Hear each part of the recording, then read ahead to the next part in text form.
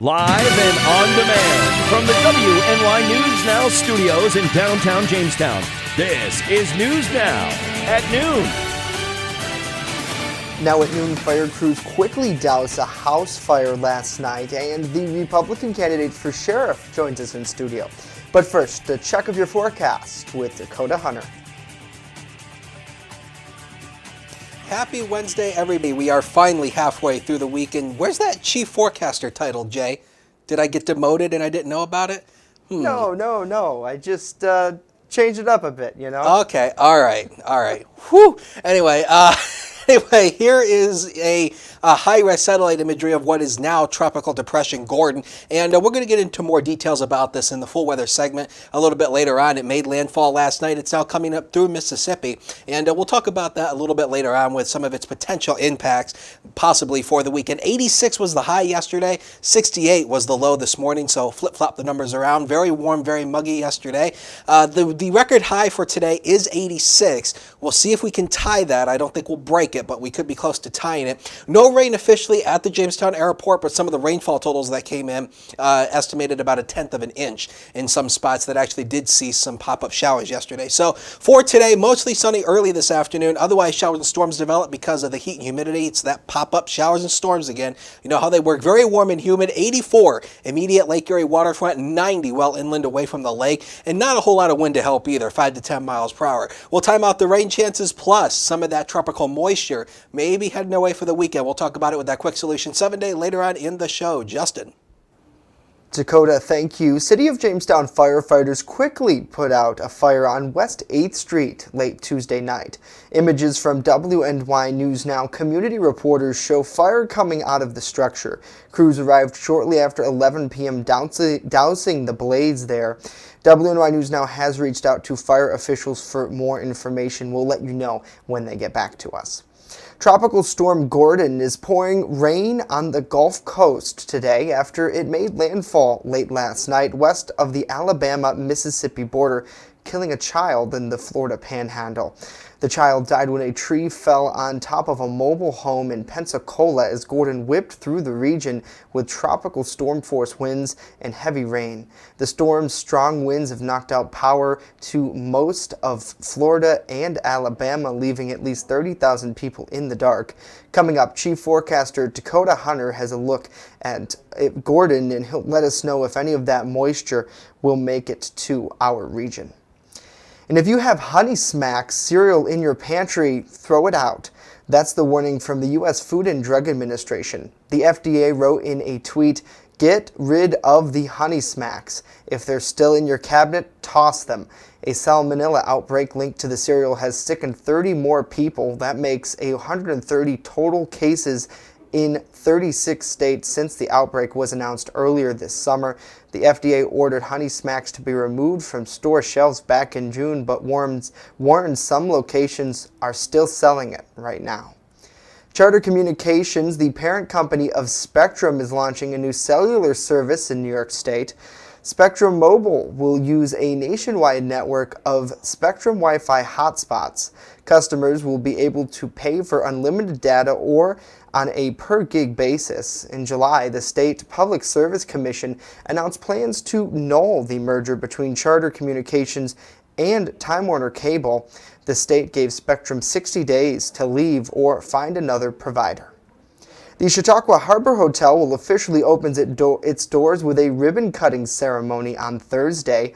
Hart Hotels and the Krog Group previously received a Western New York Regional Economic Development Grant for $1.9 million. In addition, New York State Homes and Communities Renewal provided a $750,000 community development grant to assist with buying furniture, fixtures, and equipment to create 81 jobs there. Up next, Sheriff candidate Jim Quattrone joins us in studio to talk about his campaign after this.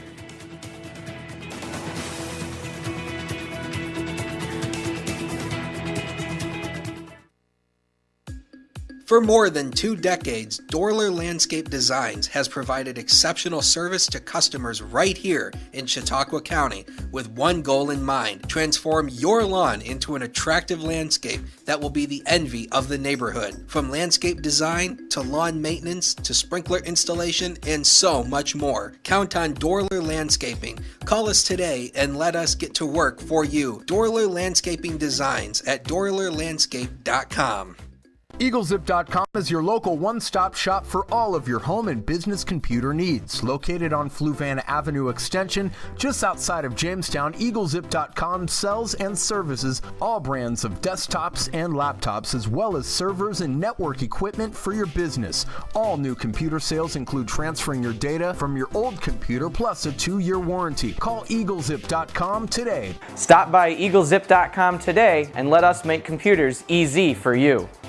The Fitness Bunker in Lakewood is a locally owned and operated club that cares about your health and wellness. They invest in it. Right now, enter their 30-day challenge, where for only $69, you get 30 days of unlimited everything. That's right, everything, along with 2 one-on-one personal training sessions. Then, if you lose 10 pounds, you'll get the next month free. Plus, the first place winner will get 2 Buffalo Bills tickets or a $100 gift card. Details right now on the Fitness Bunker's Facebook page. Brought to you by the people giving hope at Gifts Decor and More. With the controversial Kratom, Gifts Decor and More is giving hope to Southern Chautauqua County residents, one visit at a time.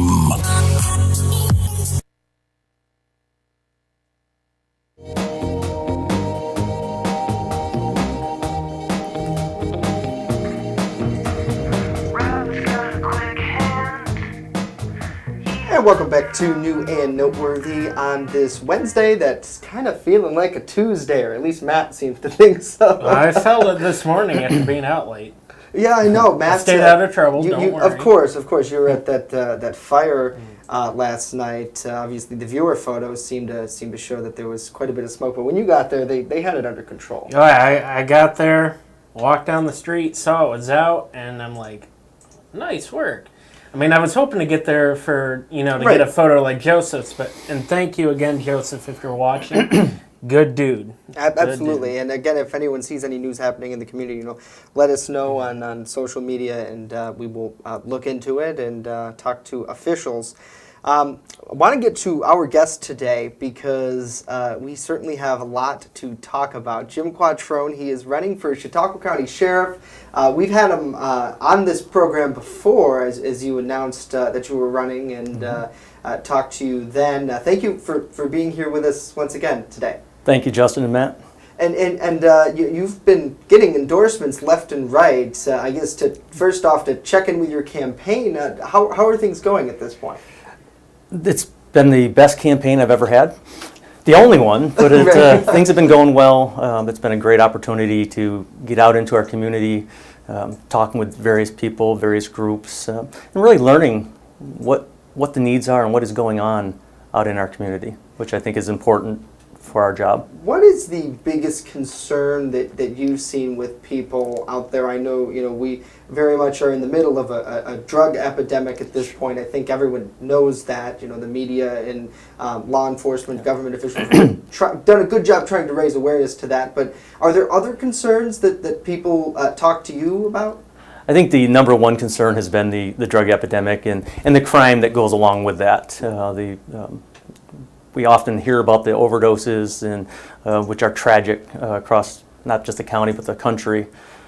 But there's the crime that's involved, the repeat offending that continues on that, or the relapse. But then with that, we've had the opportunity to talk with various groups, and there seems to be concern over what do we do, how do we work with our seniors, how do we work with our youth?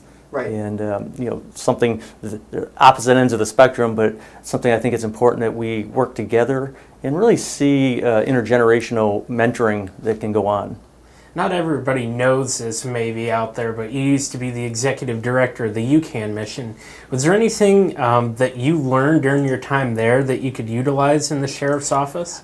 Absolutely. The education that I received running UCAN, we started back in 2010 as a day program, And then in 2016, we were able to acquire the building and reopen it, the homeless shelter. But to learn the trials and tribulations that different people have to go through when they're struggling with addiction, often leading to homelessness, the difficulty in finding employment. We know that if somebody's unable to find a job, find work, that the likelihood of them reoffending is very high. And looking at your law enforcement career, you've spent 30 years in the Chautauqua County Sheriff's Office, correct? That is correct. And you have a number of qualifications and certificates, and but I think really when you look at people looking on with us, they think, all right, a lot of voting comes down to the human side of it, where it's like, do I trust this person in doing the job? When we look at the number of overcrowding in the jail population, and some of these things that you look at the sheriff's office and it's like, the title of sheriff, it's difficult to blame that person because there's so many outside factors. I guess how would you make the sheriff's office run better if elected? You mentioned the jail. One of the important things is work with our corrections officers.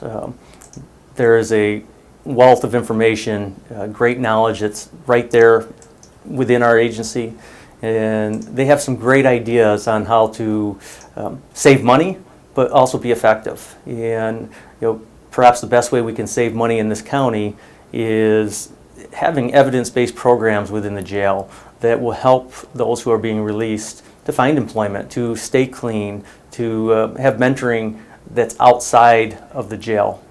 It's often easy to do well in jail because you have a lot of control, but once you get out, you need somebody there with you.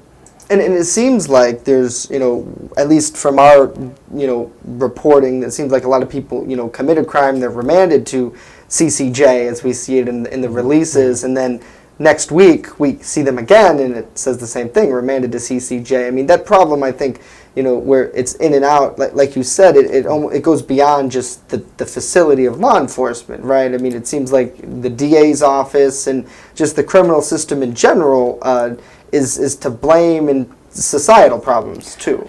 Absolutely, and that's why it's critical that we are able to collaborate and cooperate with not only law enforcement agencies across the country in the county, but also to really work alongside other government agencies, nonprofits, in connecting those who are being released.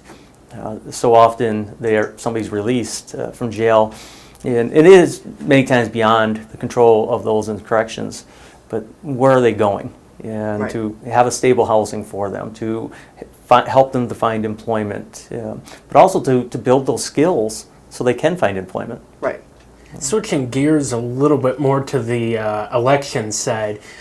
Yesterday we published an article about how you received the Tea Party nomination, and a couple people commented at how they were kind of hesitant to vote for you now because they received that nomination. What would you tell people that might shy away because of you receiving the Tea Party nomination? Well, the Tea Party, I'm honored to get that endorsement. I believe with my experience, my training, that I want to focus on how can we be more efficient, be more effective in applying the law, but also in the way we operate the sheriff's office.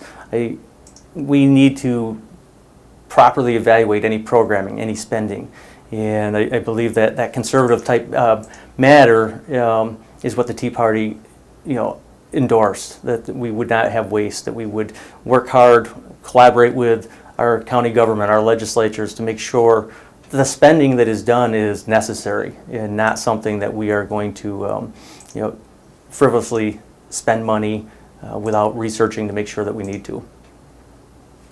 And I'm just looking at the comments here. I wanted to address something from Kevin. He says, the thing is, I can't for the life of my find a difference between the current sheriff and this guy. What changes will you bring as sheriff that maybe Joe Gerasi isn't doing right now? I believe that the biggest thing is the ability to collaborate with other police agencies across the county, working together. In the previous election, they talked a little bit about Central Police Services. I believe we have an opportunity every month to meet with the police chiefs and to discuss what is going on in our community and work together to solve those problems rather than operating in a silo. But that also has to go outside of the police agencies. It has to go to the government agencies. I'm a strong believer that we really have to work and respect our employees, and therefore then they would respect the public and the citizens. So the loyalty has to be to our community members, and the loyalty goes downhill versus uphill. Is there a lack of that now, or do you think you would just bring more of it to the sheriff's office? I would work hard to make sure we bring more of it. I believe the collaboration amongst agencies is not as it should be, and I think we need to work harder at that. Would you be opposed to having instead of having all these, like the town of Ellicott, the town of Carroll Police, obviously, I believe, not to single Carroll out, but there's a part-time police departments like them in Westfield. Would you want the sheriff's office to eventually step up and kind of take control of the majority of the agencies in Chautauqua County? Or? I believe it's important that we cooperate and collaborate with these agencies, and if the municipalities themselves and the citizens in those municipalities choose to want to either abolish an agency or consolidate with the sheriff's office, we need to be prepared to do that. But I don't believe we should be the driving force on that. Right. It certainly does seem like a good point there to let the people vote that, but certainly that you'd be open to it. Jim Quattrone, thank you for being here with us. If you're able to, stick around. We'll talk to you more in just a little bit as well in our second segment. And again, if anyone has any questions for the sheriff's candidate, let us know in the comments down below. When we come back, Chief Forecaster Dakota Hunter with a check of our 7-day forecast, and he says more hot and humid temperatures are on the way, at least for today. We'll be right back. Let's rage. You're watching WNY News Now, where coverage comes first. Turn to Brotherhood Property Maintenance for all your lawn care and landscaping needs. Serving both commercial and residential lots. Check out Jamestown's fastest growing landscaping crew on Facebook or call us now to book an appointment. WNY Sports Now is powered by Phone Zone of Jamestown. With the largest inventory around, we buy and sell our own merchandise at a price that can't be beat. Have a broken screen? We'll fix it. Learn more at phonezoneshop.com. First Defense Weather is sponsored by Quick Solutions of Jamestown. Count on Quick Solutions for printing, copying, mass mailings, and so much more. Part of your team. Learn more at QuickSolutionsUSA.com. That's QuickSolutionsUSA.com. First Defense Weather, the Southern Tier's only live and local weather source. Now, here's Chief Forecaster Dakota Hunter. I have to be on my best behavior because what was that? Was that a bee or something that just flew in front of this camera? Ugh, I hate bees. Anyway, we have to be on our best behavior because we have somebody running for sheriff in the studio, so best behavior day today. This is the Erie Sky Vision camera. You wouldn't want to get any speeding tickets, would you, Dakota? Well, does speeding count from running from my office to the green wall? I don't know. Does that count? Gotta go really fast. Really fast. Okay, all right. I'll make sure to slow down. Anyway, this is the Erie Sky Vision camera overlooking the park here. I believe it's a UPMC park where we have this camera pointed. Look at the temperature, 85, dew point of 72, makes that heat index of 91 degrees. It is very, very humid out there today once again. Now, the probability of rain over the next 5 days will be going up. Again, today, just a few scattered, isolated showers. But as we go into tomorrow, a frontal system out to our west is going to be moving in here, giving us the better chance for showers and storms. And then here comes tropical moisture from what is now Gordon. It is going to be coming through here over the weekend, and that'll bring us the better chance of rain chances. And we'll time that out a little bit later on. So first defense Doppler, nothing across the area right now. This is the next frontal system that's going to be moving our way with that low pressure system that's attached to it. It's going to be moving our way throughout the day tomorrow, and that'll trigger off the better chance for showers and storms. Here is tropical depression Gordon. It is now the center of circulation is moving toward Jackson, Mississippi, but take a look at this. The rain bands are spiraling pretty much from the Florida Panhandle up into Birmingham, Alabama. And again, the east side of the circulation is what we call the bad side. That is where you generally get a lot of the rain and the wind. But look at the west side of the circulation, really nothing. So again, this is going to be coming up through the Ohio River Valley. In fact, here is the official forecast track from the National Hurricane Center. You can see it's going to remain a depression, then it'll just become a remnant low by the time we go to Friday, and it's going to come up through the Ohio River Valley. And as it does this, we do expect some tropical moisture. Timing, it's still an issue. We're still going to have to figure this out, but it looks like the best chance for tropical moisture from Gordon is going to be Sunday and Monday. And so maybe some tropical rain showers. Live look outside, HD News Now cam, not a cloud in the sky. It's a gorgeous afternoon, but when you take a look at these temperatures, it really doesn't. 83 degrees, look at that dew point, 71, makes it feel more like 88 degrees, so air conditioners needed. Now, we did have a less than average marginal risk for all of Western New York. The Storm Prediction Center has since taken that away on the newest update. So again, the marginal risk is out to our west, but does not include Western New York anymore. That has since been taken away as of the newest update. Let's take you through a future scan here. This is the in-house computer model run. You can see here clear for the early afternoon, and here we go. It's the thunderstorm lottery. These pop-up showers and storms. You know how these work. They pop up at random times because of the sunshine and the tropical-like humidity. We cannot tell you when or where it's going to rain. Just keep in mind a few passing showers and storms. Tonight, same story here after it clears out, and then here comes the frontal system, and you can see a better chance for more widespread showers. Now, the in-house model is again keeping a lot of the rain to our south. So again, we'll see how this plays out, but again, the better chance for widespread showers will be tomorrow, and then it tapers off tomorrow night, leading to a pretty good Thursday. Actually, Friday. You can see that on the next 7 days of your life. Brought to you by Quick Solutions there. Thursday, Thursday, 75 degrees Friday. I'm ready for the weekend already. Friday, mostly cloudy skies, 72. Look at Saturday, 68 degrees. The average high is 74. And with that cool front really plows on through. Tropical moisture again, Sunday and Monday. Better chance for widespread rain showers from the remnants of Gordon coming up through here. And then Tuesday, scattered showers and storms with a high of 74. We'll be right back.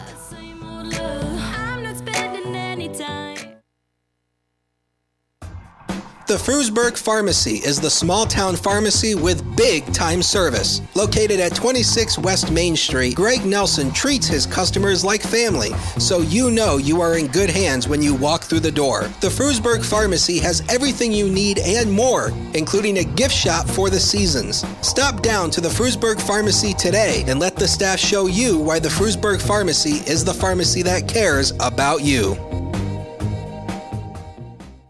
The weather is heating up, and so are the deals at Express Bike and Auto, right here in Jamestown, located at 1761 Foot Avenue Extension. They are your one-stop shop for all of your vehicle, ATV, and motorcycle needs. They even sell vehicles, and guess what? Financing is available. So what are you waiting for? Get to Express Bike and Auto right here in Jamestown at 1761 Foot Avenue Extension now.